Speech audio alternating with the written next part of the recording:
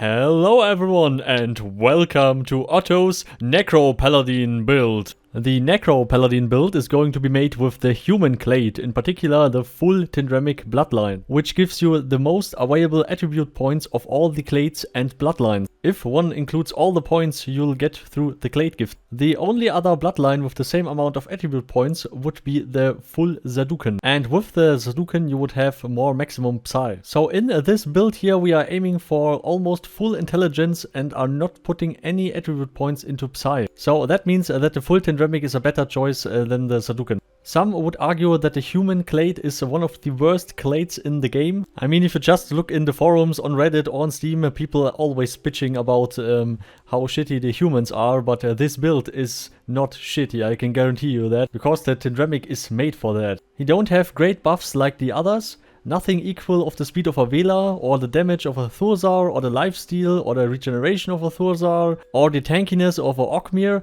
but there's something about being able to put way more points into different skills than all the other clades. Of course, if you take the Zadukan or the Tindremic, not the Colored or something like that. Also good for humans, the magic resistant buff. This can be a real lifesaver. As a quick overview of the build, in terms of PvP, you can be a nice frontliner or someone who is in the hot kill zone of the battle. But you are also nice for staying back, protecting the mages, charging damage spells or healing to support your friends. You will be able to cast spells like Miasma, the Poison Cloud, the Owl Surge and AoE spell that moves like a wave through enemies, as well as Cloud of Ashes, a cloud that blinds everyone, and Death Hand, of course, a high damage short range spell with Life Leech. So you will be able to create chaos on the battlefield, and you will have the Ecumenical Magic School as well, so you can burst through the enemy lines with your Thunder Lashes, scare them away with Fulminations, or cast heals, or support with Magic Reflects, or purify yourself from corruptions. I wish we could purify from the corrupt government. Is he allowed to say that? Actually, I don't know. I at least hope so. Also, notice you're going to play this build with a so-called 1 mana bar. And no, that is not a bar you can get drinks off. That means you will have no mana regeneration. But therefore, you will go around in a heavy steel armor, and whenever you are able to pause between fights, take your armor off, that you can regenerate your mana while you're sitting or while you're just standing there until the next fight comes, or until someone gets too close to you, and then you will hopefully have full mana again very soon. So now to the actual character creation. You have two options to create your character in the beginning, and you can always lose or gain weight. You can also change your age later if you fucked up, but for example the weight determines the health as well as your movements. You can play this build at the age of 23 to have a little bit more dex and a touch of more movement speed, or you can play him at age 30 to have more strength and more constitution. And then you can also decide if you want to play him fit or stout. Similar decisions where you choose between movement speed and strength. In the relation to the size, it's recommended to go 192 centimeters in the beginning, where one of the human clade gifts adds up to, and you will become 194 centimeters tall in the end. Then you will have a damage bonus around 23 to 24%. But again, this depends if you choose the age 23 or 30, and if you are fit or stout. For the attributes, you need to max out your strength as well as your dexterity and constitution, and then everything left into intelligence. And if you still have then attribute points left, do that in Psy, but your priority is strength, dexterity, constitution, int, and then Psy. Okay, let's go through the skills then. We take aggressive stance 100 for maximum meal damage, anatomy 100 to be able to have a heal ready whenever you might need a move, and remember, don't put a bandage on you as a human if the enemy is close to you. Never do that. You will be dead pretty fast. Anatomy is important to you because you only play with 1 mana bar without regeneration, so after that you are just a normal fighter like everyone else, and you can't magically heal yourself, so you really need that. And an absolute no-brainer, the sprinting, the combat maneuvering, the armor training, and the heavy armor training, all on 100 to be able to wear the heavy plate armor. You will also be able to wear a steel armor set. Next on the list is blocking, which is a must-have for any character that gets into close combat, of course, and if you won't have blocking, you will die. A defensive stance 100 to get get less damage from all physical influences, of course. Ecumenical spells you put on 62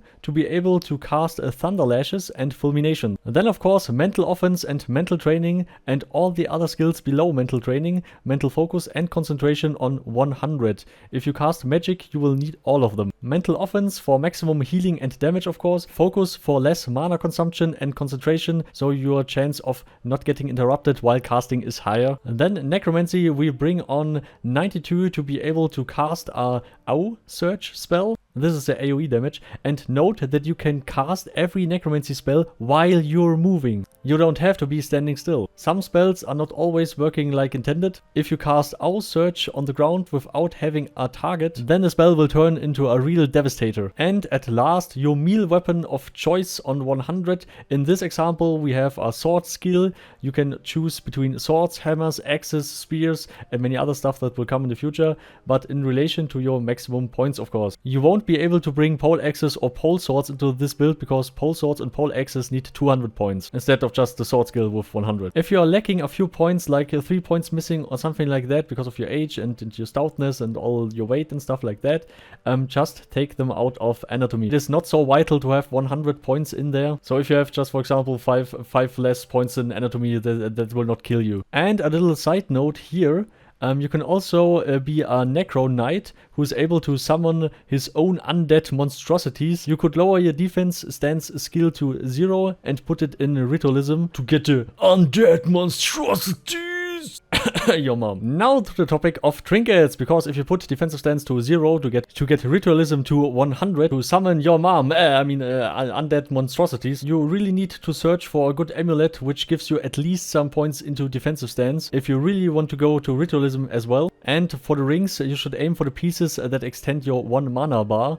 So look for plus intelligence, and if you're on the cap of intelligence, then you should look for rings with raw intelligence to even boost your int a little bit more. Or you go for Psy to get more mana. Link to the trinket tutorial is in the description. So now to the Clade gift. We will tell you which clades to choose and in which order it would be the best if you skill that in that order. So first of all, you should take the soldier themed Clade gift and then grab all the damage bonus Clade gifts. For example, Forceful, Striker, the Well Build, after the Robust, Big Boned, and Hefty. Next you will go for Athlete and Double Jointed. Yeah, jointed, not joined. Cannabis legal soon in Germany, let's hope for the best. Pick Scholastic, then Scholar, the Erudite, and the Resolve. The rest of the magic clades are not needed, but of course optional if you have stuff left over. For the higher points, which will take longer to achieve, since you will be level 13 by now, and you go for the tactic tree, Diplomatic first, then Shamanistic, and then the both magic resistant buffs, Mental Power, which can be activated to get rid of fulminations, corruptions, or something similar that sticks on you.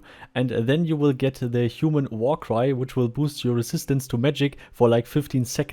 And at last you can take Opportunistic to reach the Clade gift Tactician. With the last you will make less damage on the guild or alliance mate. So if you cast your AoE spell into the enemy frontline and might hit some friends, it won't be that threatening for your guildmate. The whole image of the Clade gift skill list is also linked in the description. So all props for the whole build please to Otto and Banespike, and special thanks that they helped me a lot with the video. And if you liked the video, please hit the subscribe button, also hit the bell for all the undead monstrosities out there. Special thanks to all the supporters, of course: Carmel, Professor, Slamov Gaming, Tipney, Lotus Guild, Frederick, Ronus, Partenax, Vindia, Columbuloxila, you, and all the others, of course. So thanks for watching, and always Necro Paladin hard, party hard, and see you all next time. Goodbye.